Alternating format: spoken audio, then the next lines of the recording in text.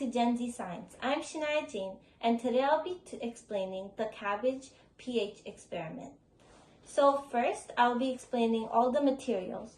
So one thing to note is that this is a cup with halfway filled water.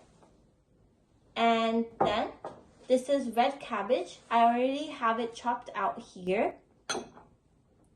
Then I have 6 cups where I'll be putting in material.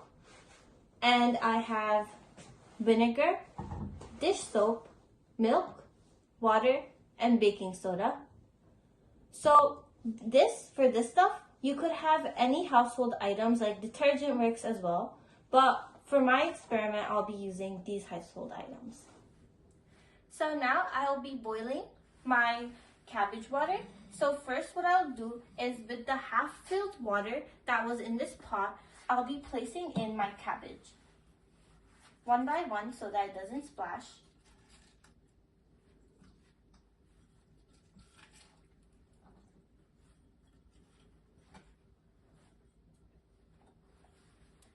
Okay, this should be enough. As you can see, all the cabbage has been dipped into the water and it will not be, none of it is over the water. So now I'll place it onto the stove and I will boil it. If you're new to boiling, make sure you have an adult present next to you. So as you can see, it has completely boiled, and now it took us around 6 to 7 minutes to completely boil the cabbage water. Now we're going to wait around 15 to let it sit and cool. This is how it looks like right now. Now we waited 10 to 15 minutes and our cabbage water has cooled down, and I've transferred it using a strainer into this cup. Now set up for the experiment. I have already explained that I had household material here, so I'll start by putting them little by little into these jars, into these cups. Okay, so this is vinegar.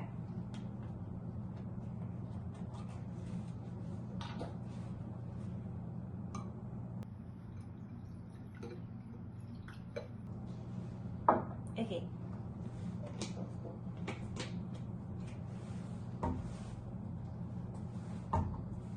Okay, next, milk.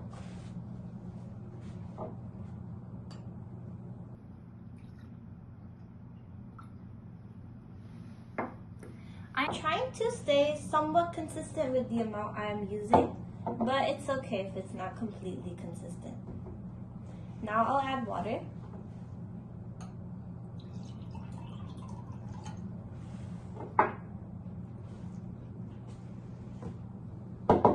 I think that's a little too much water.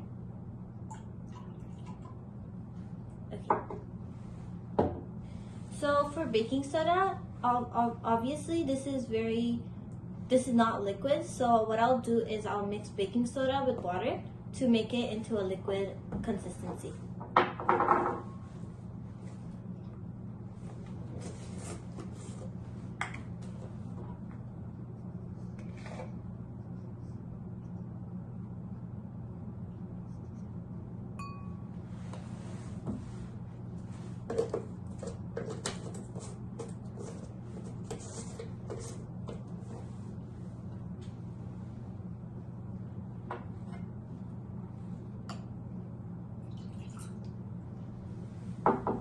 Okay, I'm going to mix using my spoon.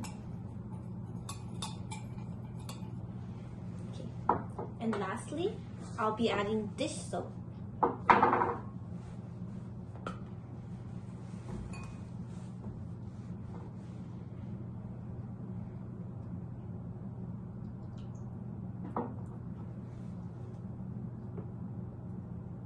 Okay, that's good. Now, what I'll do is I'll be pouring this cabbage water into each of these different cups, and we'll observe what happens. Vinegar first. So this was purple, but our color here is a pinkish reddish color. Now the milk. Oh, this is completely light purple. Now the water. This is dark purple. Now this was baking soda mixed with water. This is blue. And then the dish soap. This is also dark water, dark purple, but it's also slightly black. So all of these turned out to be different colors, and they're all coming from the same jar and from the same purple consistency. This is due to the pH of each of these different substances that we've added to each of these cups. Now let's take a closer look at how the intriguing color changes that we observed occurred. This is due to the reason that we used red cabbage, because red cabbage contains anthocyanin, which are sensitive to pH levels, which help make this whole experiment occur. These pigments alter as the pH of the solution varies, changing color according to whether the environment is basic, neutral, or acidic.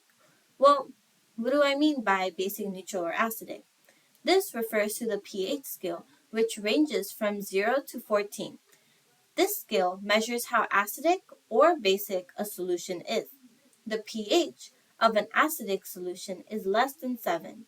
In these solutions, there's a high concentration of hydrogen ions compared to hydroxide ions. This results in the sour taste that one can get when having an acidic solution, just such as lemon juice, which has a pH between 2 to 3. Acidic solutions are additionally great conductors of electricity. Neutral solutions have a pH of exactly 7. In these solutions, the concentration of hydrogen ions is equal to the concentration of hydroxide ions. This pH of 7 is exactly in the middle of the pH scale, and perfect example of how a neutral solution is water, which we used in our experiment. Finally, a basic solution, also known as alkaline solutions, have a pH greater than 7. Here, there are hydroxide ions more than the hydrogen ions. This can result in the solution having a slippery feel and a bitter taste. These solutions, just like acidic solutions, are great conductors of electricity. Now, let's discuss the color changes that we observed. In an acidic environment, the anthocyanin changes color of the solution to warm colors such as red and orange. The reason for this is that acidic environments raise the concentration of hydrogen ions, which changes the structure of the pigments and makes them reflect light at different wavelengths, giving them a reddish color. This is what we observed in the vinegar, which had a pH of 2 to 3. Milk, on the other hand, had a pH of 6 to 7, which is a lot closer to the neutral pH, having the milk be a light purple color. When the pH is precisely 7, which is neutral, the pigments maintain their deep purple color because the concentration of hydrogen ions and hydroxide ions in the solution is identical to the neutral pH. The anthocyanin can retain their distinctive color. The water, which has a pH of exactly 7, stayed the same dark purple color in the experiment. If there is any color change that occurs in the water during the experiment, it's usually due to the other minerals that are present in water, such as tap water. The anthocyanin changes the color of a solution that is basic to a blue or greenish color, where pH is higher than 7. The concentration of hydroxide ions are much higher in these conditions, changing the way that the pigment interact and give them more cool colors, such as the blue we saw while we were doing the experiment on baking soda plus water, which actually has a pH of around 8 to 9. The dish soap was a little bit harder to predict because dish soap tends to have a pH that lies between 7 to 9. In our experiment, we observed the dish soap had a really dark purple color, almost black, which could mean that our dish soap was probably around 7 to 9 for the pH because it had a dark pH a pH that was close to the color blue, but it still stayed purple. It is also critical to note that the pH is a logarithmic scale. The pH scale is a logarithmic scale, which means that every whole number on the scale corresponds to the tenfold variation in a solution's acidic or basic environment. A solution with a pH of 3, for example, is 10 times more acidic than a solution with the pH of 4. This exponential difference explains why even a slight pH variation can have a big impact in the solution's characteristic. Okay, now I want to try an additional experiment. So I'll be taking an extra cup and I will try to neutralize the acid in the base. So I'll remove the extra material.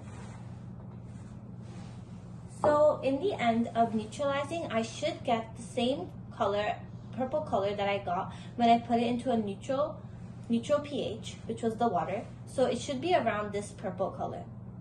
So I'm using a little bit of vinegar because it is quite acidic, and I'm using the baking soda plus water solution, which was a basic solution.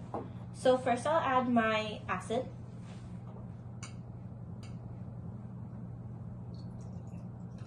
Okay, now I'll add my base.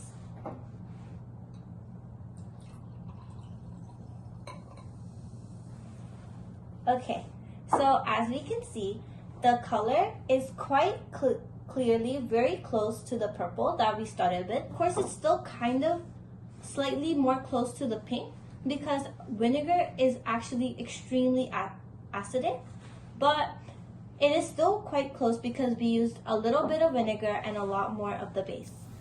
When we mix the basic and acidic solution together, we neutralize it. Another way of saying that is that we essentially cancel out the effect of the basic and acidic solution to go back near the neutral pH. This can produce a salt and a water to form. Thank you for watching.